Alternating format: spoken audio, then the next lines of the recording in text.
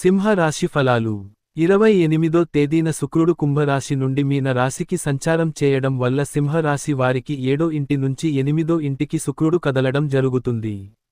ఇది ముఖ్యమైన మార్పులకు, అనుకూలమైన అవకాశాలకు సంకేతం. ఈ సమయంలో ఏదైనా వస్తువులు, వాహనాలు, పనిముట్లు కొనడం చాలా మంచిది. 8వ ఇల్లు మార్పులు, సెకండ్ హ్యాండ్స్, రహస్యాలు, మద్యం, లోతైన ఆత్మవిశ్లేషణ, ఆర్థిక పరిస్థితులు, మరియు సహజమైన రిస్కులను సూచిస్తుంది.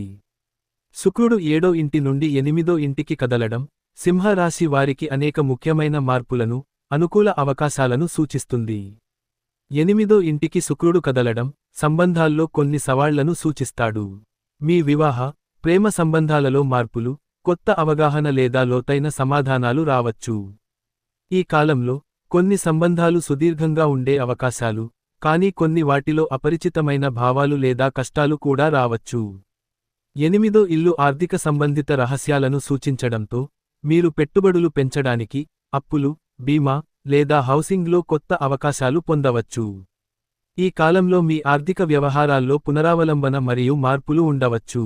8వ ఇల్లు లోతైన ఆత్మవిశ్లేషణను సూచిస్తుండడంతో, ఈ కాలంలో మీరు మరింత మానసిక శాంతిని అనుభవించవచ్చు. అద్భుతమైన ధ్యానం మరియు ఆత్మసాక్షాత్కారం ద్వారా మీరు తల్లి భూమి, ఆధ్యాత్మికత, లేదా ఇంటి సంబంధాలను మరింత బలపరచుకోవచ్చు.